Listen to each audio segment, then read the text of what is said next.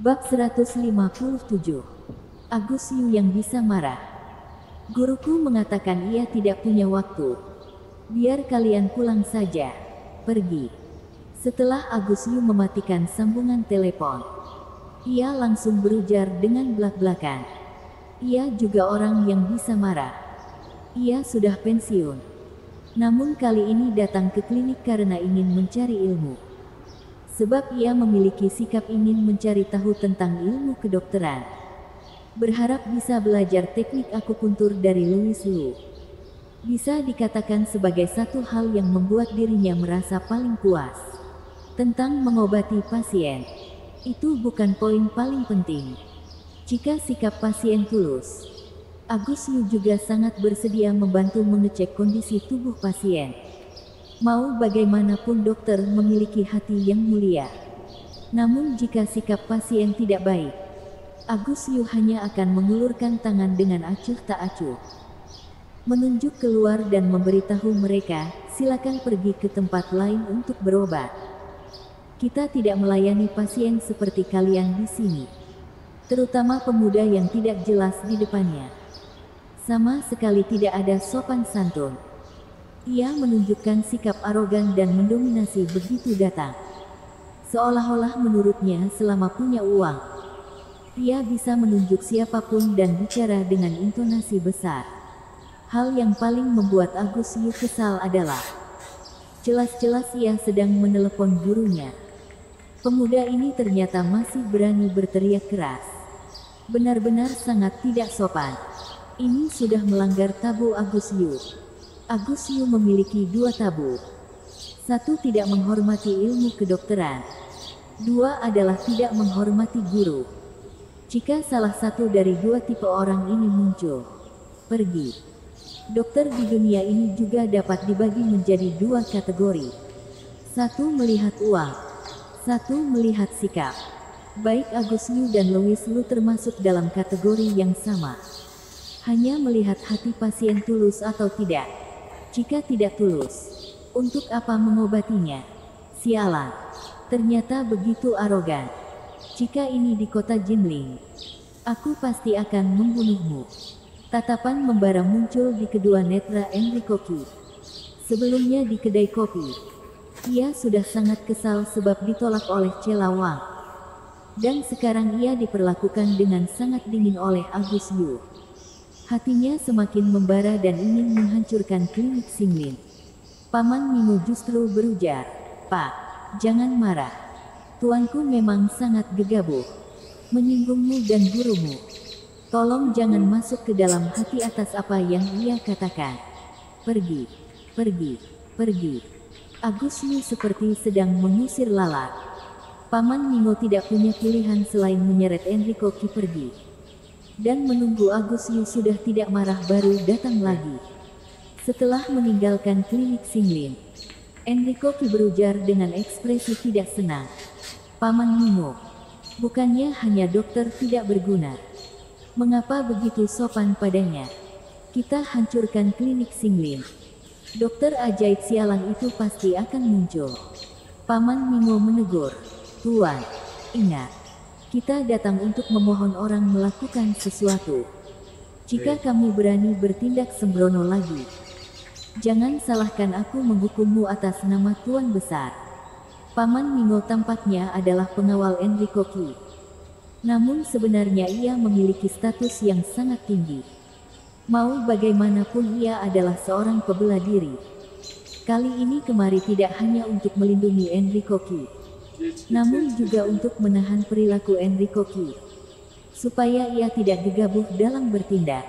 Melihat kondisi sekarang, memang keputusan yang tepat ia datang ke sini. Jika Enrico Ki dibiarkan asal bertindak, ia mungkin tidak akan pernah bertemu dengan dokter ajaib ini selama-lamanya. "Baik, baik, baik. Lain kali aku akan diam. Apakah boleh?" ujar Enrico Ki. Keesokan harinya, dua orang datang ke klinik Xinglin lagi. Namun tetap tidak melihat dokter ajaib itu. Paman Mimo berujar kepada Agus Yu, "Pak, jika gurumu datang, bisakah menghubungiku? Aku mohon." Ia meninggalkan kartu nama di meja konsultasi. Agus Yu mengabaikannya. Ini membuat Enrico Ki semakin marah. Ia tidak mengatakan apapun hari ini. Namun sikap pria tua ini tetap acuh tak acuh. Benar-benar mengingat dendam. Hari ketiga, dua orang berkunjung lagi. Dan jawaban yang mereka dapatkan tetap dokter ajaib tidak ada. Dan mereka hanya bisa pergi meninggalkan tempat. Kali ini, sekalipun Paman Mino juga berubah sedikit kesal. Ia merasa dokter ajaib ini sengaja mempermainkan mereka. Dan tidak lama kemudian mereka pergi. Louis Lu datang, diikuti oleh Sander Ye dan Hase Jiang. Tiba lagi hari di mana membantu Sander Ye akupuntur. Setelah berhasil membantu Sander Ye akupuntur, Louis Lu bertanya kepada Agus Yu, apakah mereka berdua masih belum menyerah? Saat tengah sambungan telepon dengan Agus Yu, Louis Lu sudah mendengar suara Enrico Ki di seberang sana. Dan langsung mengerti orang ini datang ke kota Jiang adalah untuk mencari perawatan medis. Meskipun ia tidak tahu untuk siapa Enrico Ki mencari perawatan medis, namun Louis Lu benar-benar ingin mengujinya. Ia sungguh niat. Jelas-jelas datang untuk mencari perawatan medis. Namun tidak lupa bertemu dengan teman lamanya saat masa kuliah sebelum mencari perawatan medis. Jika pasien yang sedang menunggu perawatan mengetahui hal ini, ia pasti akan sangat terharu. Agus Yu menjawab, mereka setiap hari datang sekali. Tapi aku tidak meladeni mereka. Orang yang berani tidak sopan terhadap guru. Aku tidak akan baik terhadap mereka. Cek. Pria tua ini dengan sangat arogan mengeluarkan dengusan sinis. Louis Lu tidak bisa menahan tawa. Tiba-tiba melirik ke arah kartu nama yang ada di atas meja konsultasi dan bertanya, apakah ini kartu nama yang mereka tinggalkan? Benar. Aku lupa membuangnya.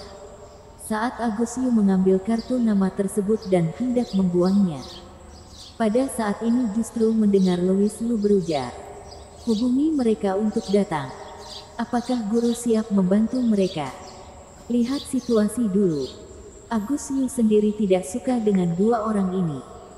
Terutama pemuda yang tidak tahu bagaimana bersikap sopan. Namun gurunya sudah berujar seperti ini. Ia tidak punya pilihan selain mengikuti kata-kata Louis Lu dan menghubungi mereka. Guruku mengatakan bersedia menemui kalian. Dua orang buru-buru datang ke klinik Xinglin. Dari jauh sudah melihat sosok familiar berdiri di depan pintu klinik Xinglin. Kedua netra Enrico Ki sedikit menyusut.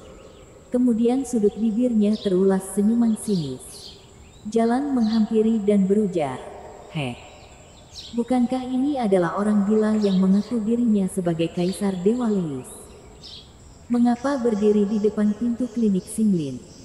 Jangan-jangan terkena penyakit serius. Benar.